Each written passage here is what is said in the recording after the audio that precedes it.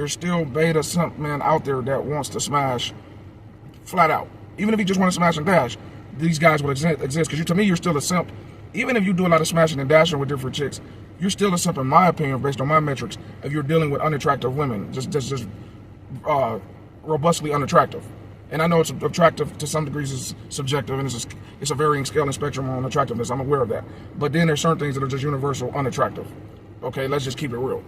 But even then, there's simps that would make themselves sexually attractive to a woman that no one else wants. Okay, and that's why these women have a delusional perspective of reality, a perplexing, delusional, illusionary perspective of life, because we made it comfortable as a fairy tale for them. They can walk around galloping in life and not knowing even 2 countries. Okay, women can travel the world and don't even know 2 or 3 countries on the continent of Africa. It don't matter where. They won't, bro. They don't even care about geography like that. Though they would travel these places. Men don't get the luxury of having that type of a lower IQ. Am I saying all women have a low IQ? I'm not saying that. I've met some so-called intelligent women, but the reason I say so-called with air quotes is that a woman, unfortunately, a woman answers to her emotionality above all things, even above God. She answers to her emotionality. She will serve her emotionality over the actual Lord. I'm telling you, that's just their nature. So for me, when people are serving emotionality over logic and over God and over science and everything else, okay, to me, it's hard for me to see that as high IQ, okay?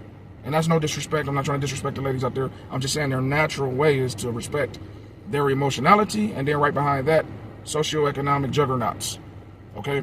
That's just the truth. So this is why they do celebrity worship. Chris Brown can come in and take all of our girls right now, or anywhere you live, okay? He can take it, our women like that. It's not because we're necessarily suckers.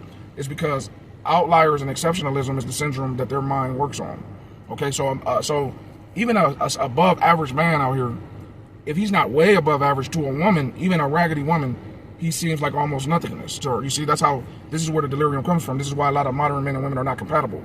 It comes all from the delirium and their metrics and their critiquing and their prejudices of preference. They create a prejudice within their own preferences.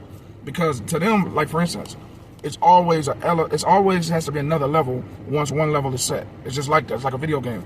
So before, way back in the day, a man who was like 5'10" was considered tall enough.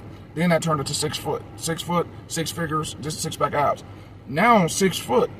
I heard a woman recently tell a dude 6 foot he was too short. It's all about illusion. Now 6 foot, women are saying that's too short because when they're in heels, they're too close to his height even if they're not. It's all, you see how the delusion in their minds work?